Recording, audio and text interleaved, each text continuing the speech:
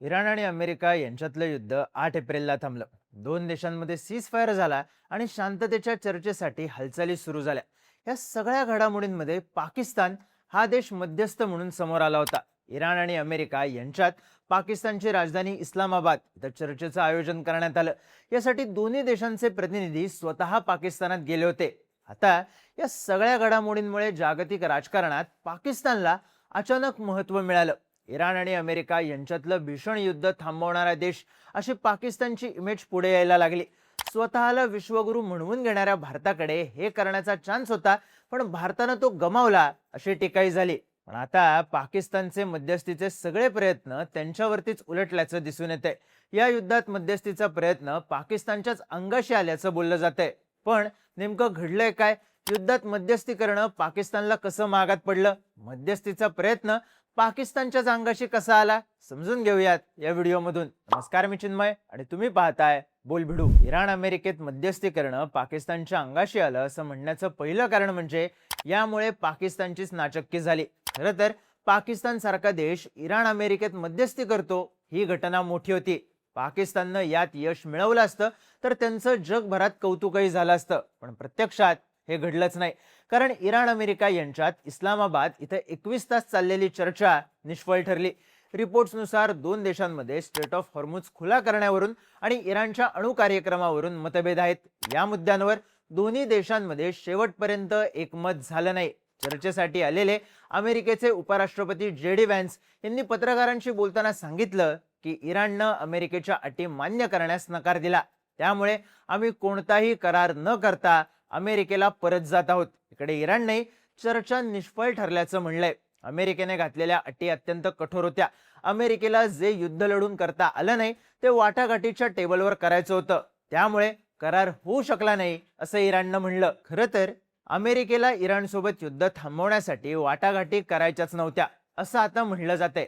America फक्त चर्चेच्या माध्यमातून वेळ काढूपणा करत आहे. इराणला चर्चेत अडकवून ठेवायचं आणि संधी मिळाली की अचानक हल्ला करायचा असा अमेरिकेचा प्लॅन असल्याचं बोललं जातंय. याचा अंदाज आल्यामुळेच इराणनं अनेक दिवस अमेरिकेशी चर्चेसाठी नकार दिला होता. पण पाकिस्ताननं स्वतःहून पुढाकार घेतला. अमेरिकेचा मेसेज इराणपर्यंत पोहोचवण्याचं काम पाकिस्ताननंच केलं. दोन देशांमधलं युद्ध आम्ही थांबवू असा आव पाकिस्ताननं आणला. यामुळे इराण चर्चेसाठी तयार झाला. सीज फायर नंतर पाकिस्तानच्या पंतप्रधानांनी लवकरच शांतता प्रस्थापित होईल असंही जाहीर केलं. पण शेवटी जे व्हायचं तेच झालं. इराण आणि अमेरिकेत शांतता करार काही होऊ शकला नाही. त्यामुळे आता पाकिस्ताननं एवढा खटाटोप कशासाठी केला असे प्रश्न विचारले जात आहेत. मुळात इराण अमेरिकेचं युद्ध थांबवण्याची स्थिती पाकिस्तानची नाही, पण त्यांनी असा प्रयत्न करून स्वतःच हसं करून घेतल्याचं म्हणलं जातंय. इराण अमेरिकेत मध्यस्थी करणं पाकिस्तानच्या अंगाशी आलं असं म्हणण्याचं दुसरं कारण म्हणजे हे करून पाकिस्तानने इस्रायलशी शत्रुत्व निर्माण केलं. तसं पाहिलं तर पाकिस्तान आणि इस्रायलचे संबंध सुरुवातीपासूनच चांगले नाहीत. या दोन देशांमध्ये कोणतेही राजनैतिक संबंध नाहीत. पाकिस्ताननं अजूनही इस्रायलला स्वतंत्र देश म्हणून मान्यता दिलेली नाही. त्यातच पाकिस्तान हा एकमेव मुस्लिम देश आहे ज्याच्याकडे न्यूक्लिअर वेपन्स आहेत. यामुळे इस्रायल आणि पाकिस्तान हे सुरुवातीपासूनच एकमेकांचे विरोधक राहिले आहेत. आता पाकिस्तानने या युद्धात सीज फायरचा प्रयत्न करून इस्रायलशी आपले संबंध आणखी खराब केलेत. मुळात इस्रायलला हे सीज फायर नकोय. इराण विरुद्धचं युद्ध आणखी चालावं असा प्रयत्न इस्रायलचा आहे. इराणनं आपला न्यूक्लिअर प्रोग्राम पूर्णपणे बंद करावा असं इस्रायलचं म्हणणं आहे.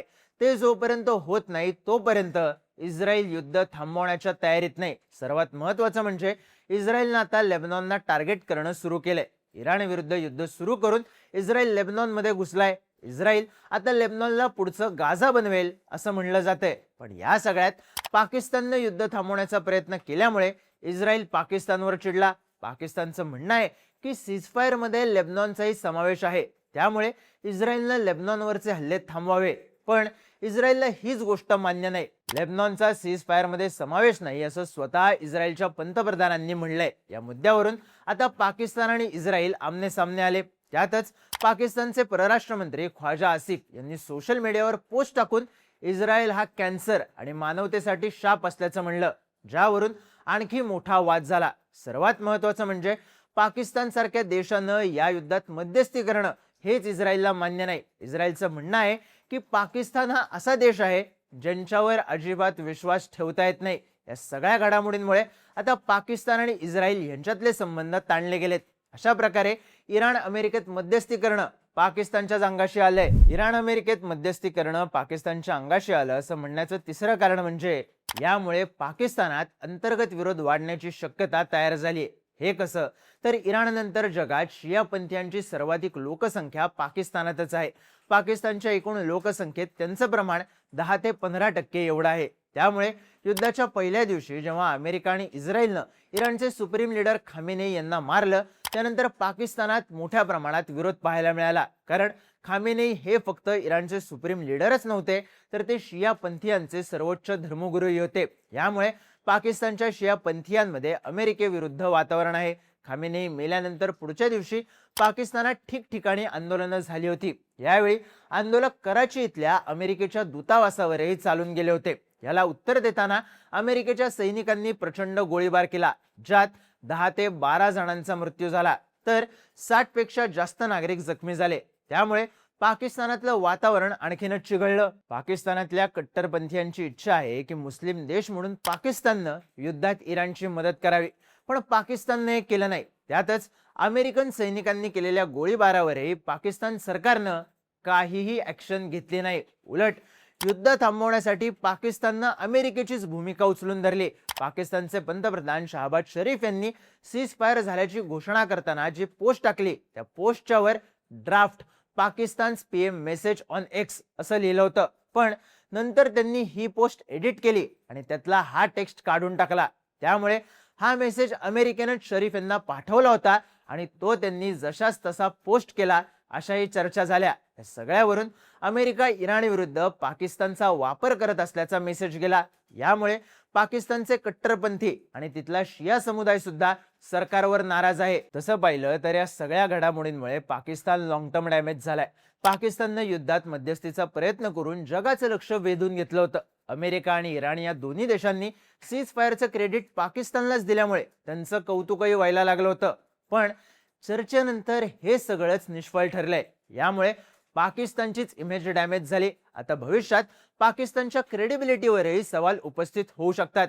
इराण सारखा देश शांततेच्या चर्चेसाठी पुन्हा पाकिस्तानची निवड करताना विचार करू शकतो. अशा प्रकारे इराण अमेरिकेतल्या युद्धात मध्यस्थी करणं पाकिस्तानच्याच अंगाशी आलंय. तुम्हाला काय वाटतं? ही मध्यस्थी पाकिस्तानला महागात पडली आहे का? तुमची मतं आणि प्रतिक्रिया कमेंट करून नक्की सांगा आणि माहितीपूर्ण व्हिडिओज पाहण्यासाठी बोलबिडूच्या YouTube चॅनलला सबस्क्राईब करायला विसरू नका.